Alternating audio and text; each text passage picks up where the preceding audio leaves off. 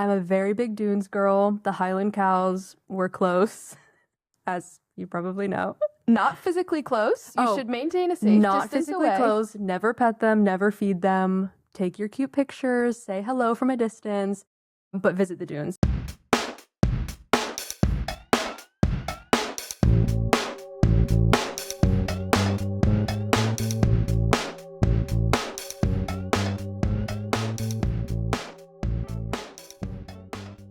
Welcome back to the Dose of Dutch podcast. I'm your host, Hannah Terry, and we're here to fall in love with The Hague even more.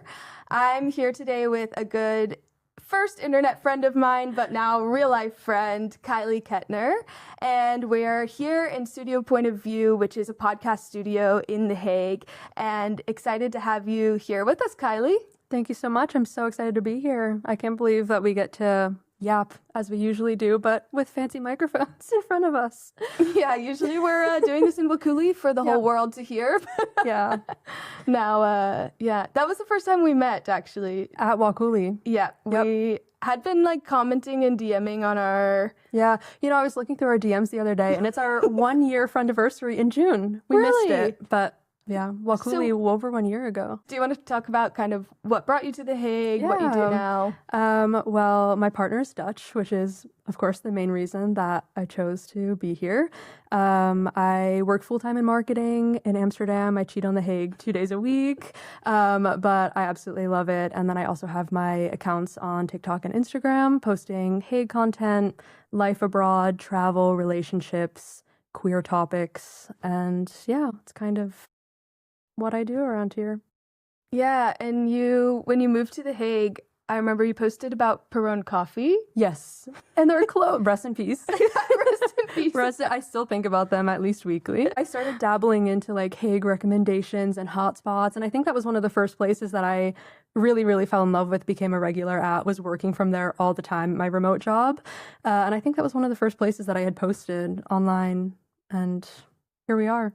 And now you're fully into The Hague niche of I content. have been initiated. Yes. Welcome to the dark side. Yeah. And so you have a Dutch partner, which is why you chose The Hague, or were there other cities on the list actually when you were first moving? So she was born and raised here in The Hague, which obviously made the decision a lot easier. And then moving abroad, of course, you're leaving a huge support system behind typically. And so we kind of decided we should probably stay near at least one of our support systems. And it just happened to be here in The Hague in the outskirts around the city. And so it kind of felt like a natural choice, and she loves it here. I fell in love with it. I had no idea what to expect going into it, but I think my first week here, I was like, yeah, this is city life. I do not come from a city. I came from a very small town in Maryland, and I absolutely fell in love with it. And it helped that she already liked it as well, of course. Yeah. And it's nice that we have our support system here, and your dog Arlo. Oh, and we have Arlo, of course, the star of the show. Yeah. So we kind of moved in different ways, because when I moved, I was doing a master's. Yes. So I kind of had that bubble of I moved for school, so I had things to do and people to see very consistently when I moved here. And I didn't know my partner at the time, only 2 weeks later. Pretty quick. Happens. But so I think it is a different experience the way we moved, because I had that school system, and even though I'm not still in touch with most of the people in my study, they were at least there, and I had people to talk to all the time. Yeah, you naturally have a circle that you're walking into already, and you're all in the same situation, in the same bubble. Yeah. And I feel like it definitely is different when you're... Yeah, it was tough. I'm not gonna lie. At first, of course, again, you leave behind so much, and all of your friends and all of your family and literally everything that you've ever known. Yeah, of course. And I'm so grateful for my partner and for her family, but I knew absolutely no one outside of that. And luckily for social media, that's how I've met every single one of my friends here. But I can only imagine if you aren't a public figure, if you don't have social media pages that you're posting on, you're not in school, you obviously haven't found a job yet. How do you meet friends? I really feel for people that have none of those things, and they come here and... Yeah, now you're plugging our first episode. How to build a community. Yeah, seriously, building a community is so important. Yeah. And how else besides work, school, or your partner's friends or friends' friends that you might know mutually? Yeah. So yeah, it was pretty tough. at first, but I think I hit like the 3-month mark of realizing, okay, I really need to get out there and meet people. I call it like the 3-month scaries. The 3-month scaries of moving abroad, where like the fun wears off, the newness wears off. You've been to the grocery stores, you're comfortable in your day-to-day routines. And then you realize I haven't had a conversation with anyone besides, in my case, my partner, in weeks. And it doesn't happen at the grocery stores here, of course. Like I was a regular at one cafe, and I was like, I absolutely need to get out of my bubble. I can't continue like this. Like I'm settled, but I'm too settled. So yeah, it's not vacation anymore. Like it's not shiny and new. Yeah, it's kind exactly. of like the newness really, really wears off, and you're really left with, wow, I actually just moved abroad. I actually just left all of that behind. And now what? And of course comes the community and the friend aspect, which is so important, but also difficult to build. Yeah. Yeah. And when you moved, I had like 2 suitcases. Oh, How much did you bring? I had 2 suitcases, 1 guitar. You brought a guitar. I did. I brought my partner's guitar, and like a carry-on, I think. Yeah. Not like a crazy amount of luggage. I don't remember. I had a cart. I did have to use the luggage cart. Yeah. But yeah, I think just 2 suitcases and the guitar. Yeah, I still think about how I moved with like no like personal memorabilia or anything, just like me and my clothes. Yeah, I think about it all the time of like, I came here with 2 suitcases and now I have an apartment full of belongings. How did I get all this stuff? Where did all of this come from? Like truly, it just spawned out of thin air. If you're not sure if you're going to stay or not, a fully furnished is obviously the way to go. And you live in a hotel for a few months, but at least you have no belongings. And now I don't know how I've accumulated all the Truly, things. Where does it come from? No. But to be fair, I also have a Dutch partner, and he, like, his mom will have a bunch of his childhood stuff. True. And I'm like, well, I don't have that here, so all of my stuff is here in this like square. But no, it's weird to move abroad without all of your. It is. It's so weird without belongings, support system, like, yeah. And what do you think were some of your biggest adjustments? Into not having a car, of course, not to sound like painfully American, but I'm so used to having my license, having a car, going from point A to point B, grocery shopping with a car, and that was quite an adjustment. We didn't have a car when I had first moved here.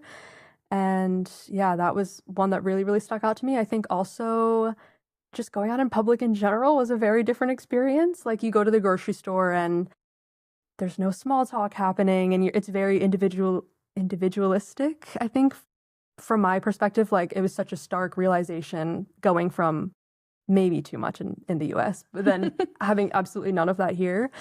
I think I also had the no one knows me here moment. Yes. And I always attribute that to Rotterdam, but it was probably also that I didn't have much of a community. I just had my school.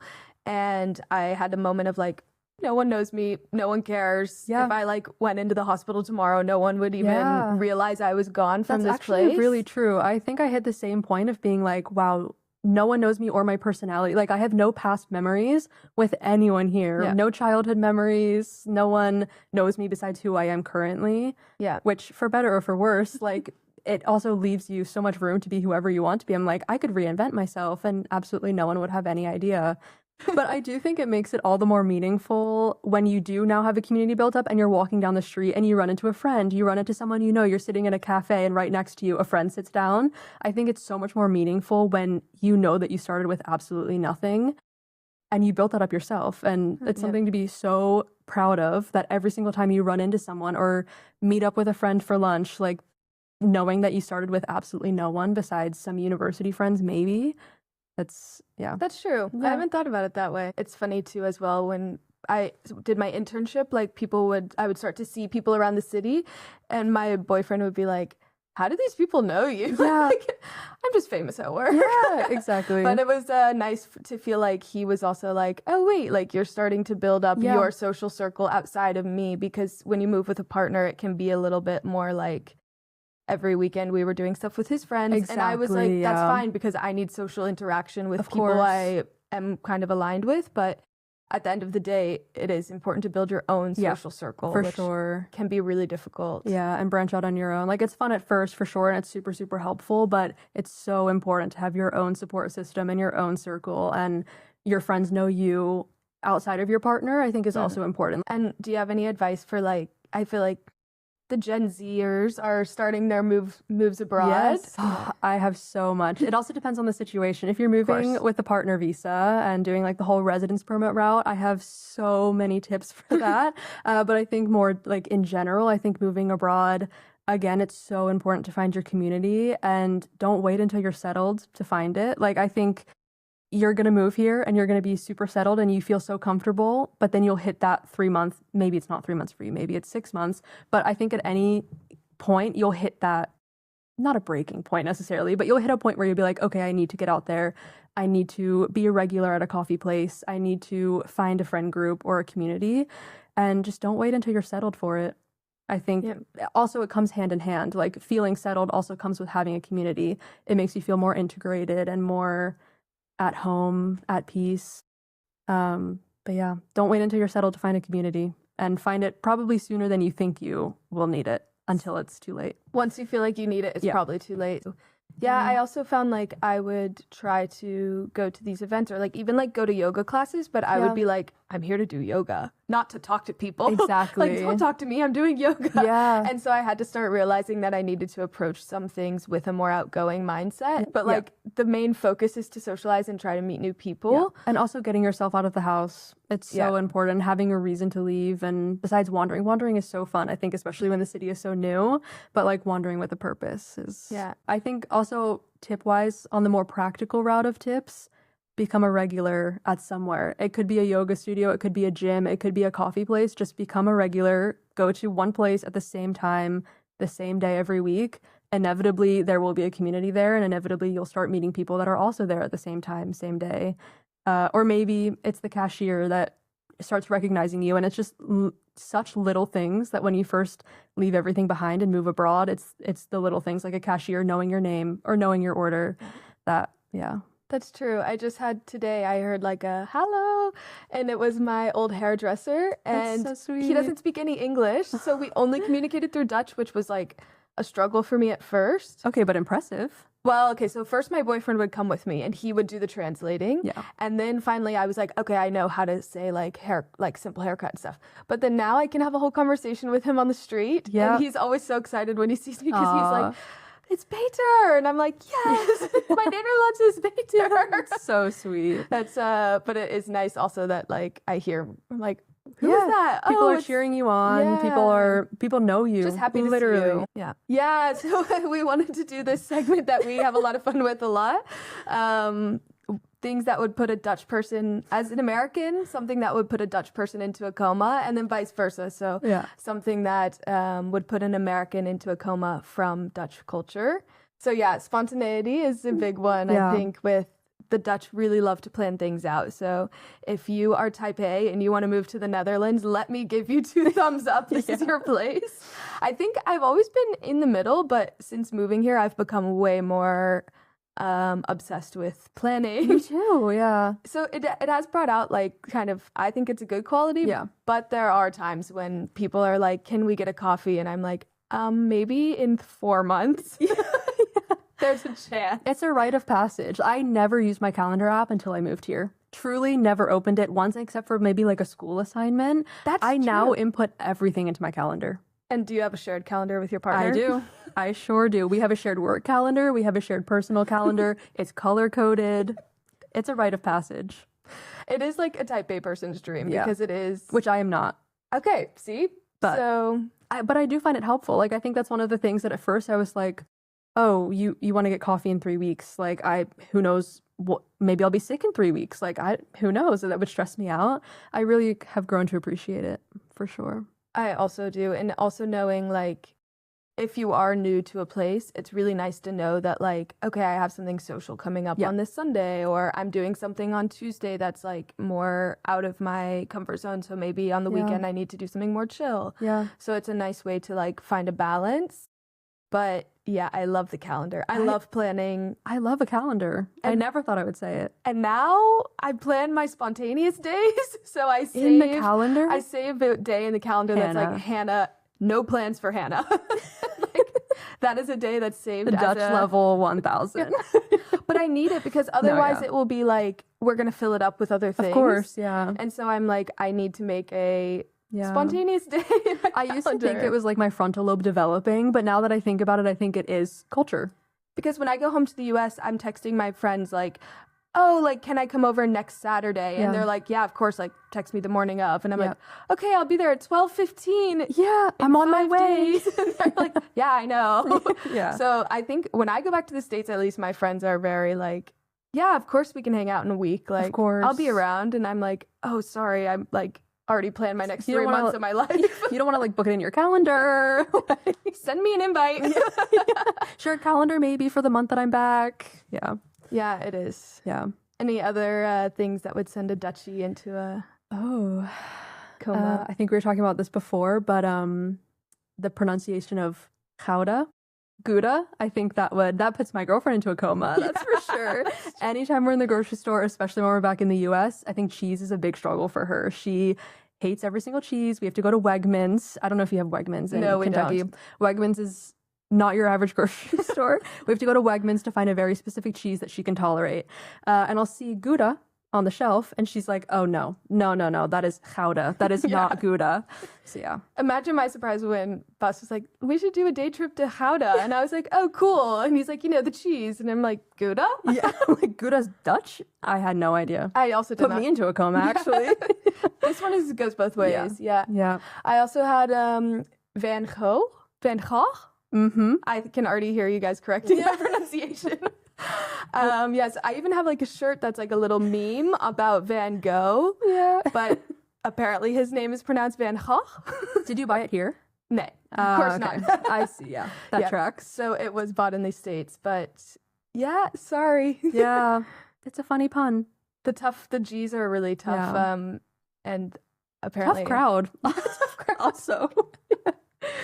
What else? Put a Dutch person into a coma. Air conditioning. If I hear one more time that air conditioning makes me sick, we finally bought, the struggles with our AC unit. We finally have an AC unit. I'm not going to throw any companies under the bus, but one that starts with a C and ends with an E really screwed us over there. But we finally have an AC unit just to not use it because it makes someone's tummy hurt. Oh, tummy. That's a new one. Yeah. It like physically, and actually I will say, anytime we're back in the US, I also have those symptoms because my parents keep their house very, very, very cool. Mm-hmm. And I feel a little bit sickly, I guess, or like maybe like I wake up with like a sore throat, but our AC unit here isn't in the bedroom. So that's a bit different. But I will say, like walking to the kitchen and back into the living room, you do feel a little bit like, ooh, like I almost prefer natural air, but it's not cool enough. No. So. Well, the heat wave is over, so you got it just in time. Perfect. Yeah. Air conditioning. Yeah, air conditioning is also just because we always know, like, bring a summer sweater. Yeah. Because if I go into Walmart in the summer in the US, like, it's going to be frigid in there. Yeah. So you kind of need to have a summer sweater on you. Yeah. And also you're going from your car. So you're only actually in the heat from your house to your car and from your car into Walmart. And so you just wear a sweater, even in summer. And here, biking in a sweater, absolutely not in the summer. But you can pack it in your bag. Of course. So... things about the Netherlands that Americans would find very jarring. Not having a dryer. A lot of times crispy towels. I think that sent me into a coma. When I first got here, the towels were so crispy. It's true. I was like, what's happening? Turns out it was because we don't have a dryer, which I'm now accustomed to, hanging laundry. It's a bit long of a process, but makes your clothes last longer, apparently. I'm sorry. You have a dryer? I have a dryer.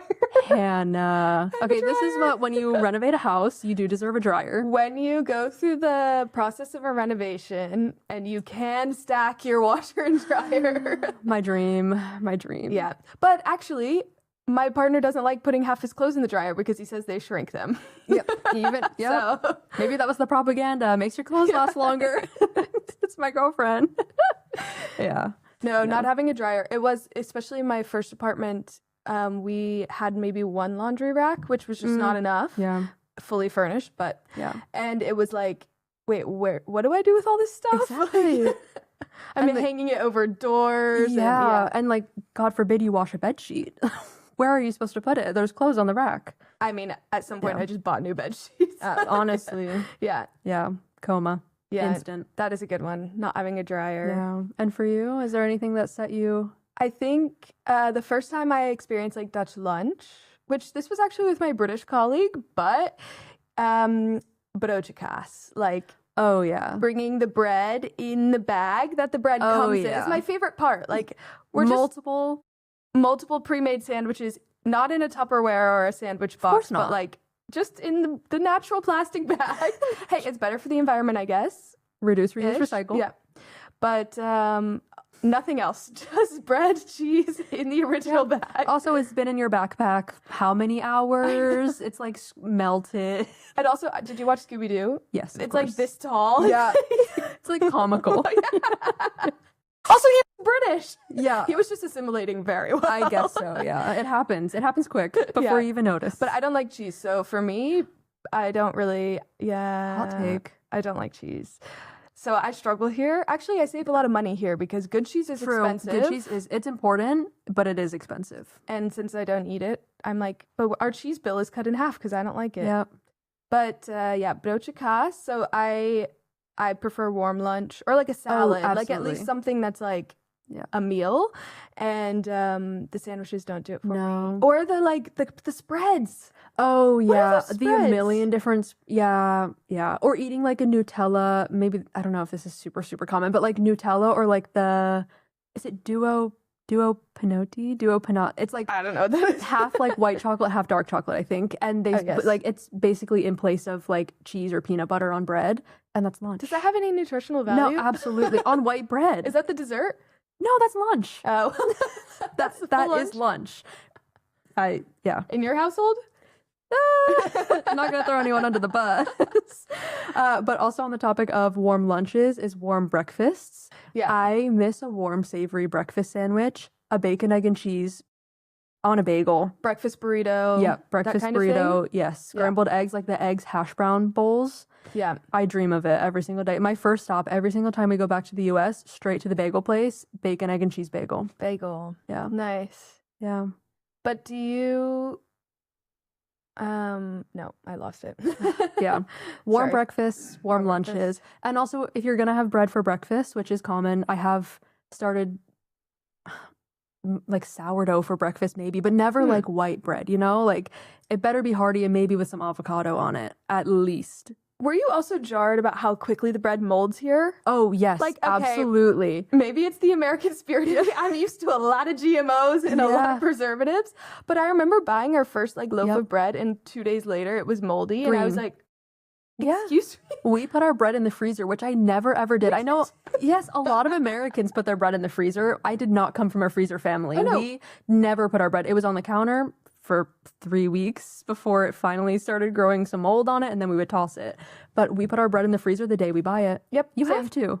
You have to put it in the freezer because it won't. Um, But like, it's also still more fresh, even frozen. And like, True. when you defrost it and eat it, it still is more fresh than American Yeah. bread. Like, when I eat bread from the grocery store here Yeah. compared to the US, it's like Oh, yeah. night and day different.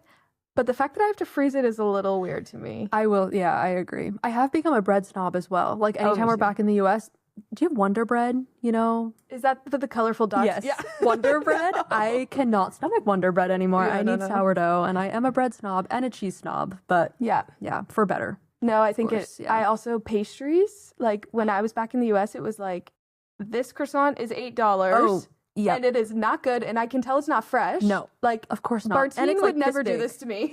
Yeah. No, I've become a pastry, Me too. bread, fresh Yeah. food. I think we take it for granted that we can walk on basically any street in The Hague and find the most amazing, gorgeously presented pastry with like custard filling, fruit, anything, even just a basic chocolate croissant. I can't think of one place in my hometown that has pastries, like good pastries. Oh, speaking of what would put an American into a coma, patat, fries, being a meal.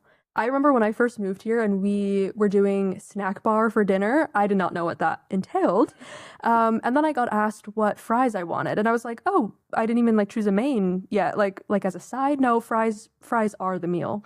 And that was jarring. Yeah. Like just fries. And I will say it's filling. I love a snack bar now. We do snack bar way more than I should probably admit. I love it. But fries as a main course, crazy to me. No, it's not a usual. Yeah. I also had a fry experience with the Dutch in-laws when we got the fry. We had other things, I think. Yeah. But I was eating my fries like normal, and then I noticed that everyone else around the table was using their forks. Mm-hmm. Fries with a fork. Yep. Burgers with a fork, pizza with a fork, fries with a fork. Fries with a and then the worst part was that I like subtly like grabbed my fork and just I was like, I'm gonna eat, and then they were like, oh no, Hannah, it's okay, you can eat it with your hand. No, don't draw attention to it. Yeah, it's a rite of passage. Everyone noticed. Yep. And then I ate with my hands the rest of the meal. Yeah. Because does your partner say you eat like not very properly? Oh yeah. Every time we're at a restaurant, I feel eyes on me because I'm trying to like, I feel like there wasn't even a knife on our dinner table. Like growing up, we just cut with a fork. You literally just take your fork and, and maybe if you had like steak or like meat, you would have like a butter knife to cut, but like that's as far as we go. And so now I'm in restaurants trying to fit in, especially when I'm with my partner and the rest of her family. And I have like my knife in one hand, my fork in the other, and I'm trying to like cut with my non-dominant hand and then also eat. And it is, can we curse? It's a shit show. You can curse. It is a disaster every single time. And yeah, I am not spared comments about it. No, and also in America, we're eating in a normal way. But then when a Dutch person or a European, I think in general, watches you, they're like, what are you doing? Or, so either cut with a fork, or do you also like cut multiple bites of your food, set the knife down? Of course. And then eat. Like, I think my dad cut my steak until I was like 18 years old. He would cut the whole thing up. So real. I mean, I'm not like a... Yeah. It's getting a little embarrassing. I should probably... I've been trying to practice. I truly like make an effort to try, especially Pastanini, my favorite Italian restaurant in all of The Hague. I love Pastanini. We go there very often, and I've been trying to practice cutting my pizza with a fork, which is very, very difficult. And also the pizzas there, like you can't even pick them up and eat them. I'm used to like Domino's, Pizza Hut, like thick crust, like you can eat it. Pizza here, you cannot even eat with your hands, so you don't even stand a chance. So, yeah. But practice makes perfect. Practice makes master. Yeah. We do our best. Yeah. Sorry if we Fork, eat knife. inappropriately. Yeah. If you see me eating in public, please do not comment on it. If you ever see me eating at any restaurant ever, don't look at my knife skills. Yeah. That will survive. Yeah. Okay. Do you have any upcoming like projects or things you're working on in The Hague? Or around The Hague? Well, I'm going to the US actually for a lot of the fall. I'll be kind of in and out, so my calendar's kind of booked. But I do have Pride, World Pride is coming up in Amsterdam, so I have a few Pride events coming up and partnerships, which I'm super, super excited for. I missed Hague Pride this year, unfortunately, and I'm going to miss World Pride in Amsterdam. Considered moving my flight for it just so that we could go, but it's not going to work. So yeah, but I have some really, really fun Pride related partnerships that I'm looking forward to. That's exciting. Pride is August? Yes. Okay. Yep. First week of August. Yep. It's a whole, in Amsterdam for World Pride, it's a whole string of events, and the actual like parade is on the weekend. Nice. Yeah. Oh, I'm that's very so sad to be missing it. Yeah. But so next year you can mark your calendar. Yes. In advance. Next year I will be having absolutely no plans, and we can go to Amsterdam Pride together. Absolutely. Nice. Would love to. But yeah, I think anything else exciting? Probably I've told you. Oh, Wakuli, very exciting. We have a standing Wakuli date, of course. Okay, sorry, we need to give context. Wakuli is our standing cafe in The Hague, I would say. So they are a sustainable coffee brand, and they've kind of popped up around the Netherlands like really quickly over the past year.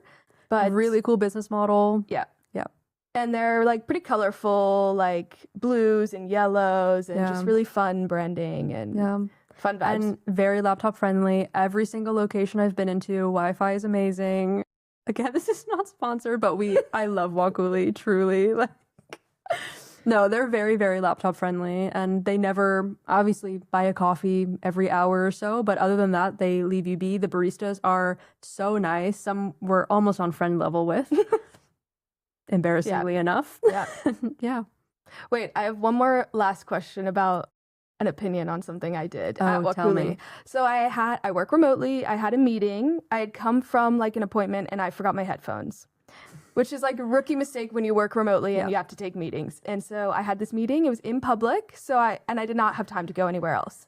So my options were take the call out loud or ask the person next to me to borrow her headphones. And In ear? yes. Hannah. So she had like multiple headphones kind of on the table. I don't know why. This girl was headphone rich. Okay. So I knew She's she asking had for it. them. And so I leaned over and I asked her if I could borrow her headphones. No. It like in Like the white ones that you get from Apple. Is that really bad? I'm really sorry. she said yes? Yeah, of course. She's like, oh my gosh, of course, girl. Where is she? I love her.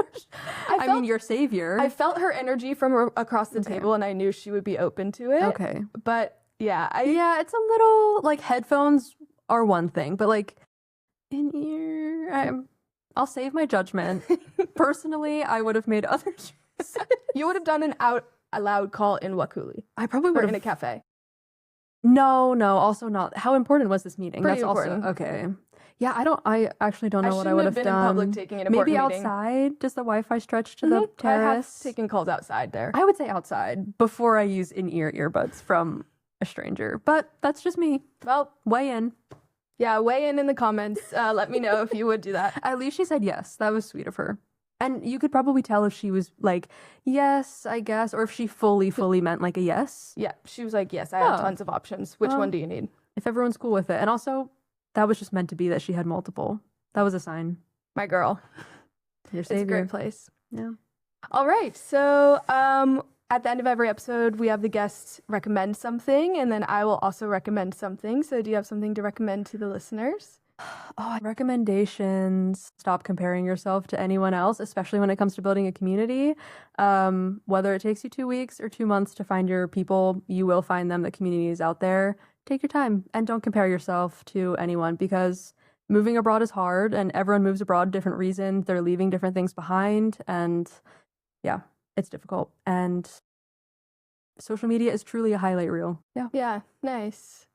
Yeah, I'll also recommend, I guess, like working on figuring out like what you like also I think is really Yep. important. So figuring out what gives you energy and then trying to find people through that Yep. or find energy through that in the city. So if you like going to workout classes and you're moving abroad, you can kind of know that like, okay, when I get there, I'm going to go to yoga classes Yep. or I'm going to go to Pilates classes because you know that that's something that they have in most cities. Yeah. So if you're moving abroad, kind of know like, okay, I really like finding good cafes and I'm going to move there. And like, I know that I like that thing. Mhm. So that's going to be a constant for me through my move is that I'm able to really find that in my new city and kind of go from there. Yeah. I didn't really do that, but looking back, it's something I wish I had done is more of the like knowing what I loved and then trying to find it in my Yeah. new place. Find the consistency. Yeah. Yeah. But also moving to a new place will do that to you. I think you maybe You might find something new you love. yeah, exactly. Yeah. that's It true. really brings it out. Nice. Yeah. Cool. Well, that's the Dose of Dutch podcast for this week. Thank you for joining us, Kylie. Thank you for having me. You can find her on TikTok and Instagram, and we'll see you next week for another exciting episode of the Dose of Dutch podcast.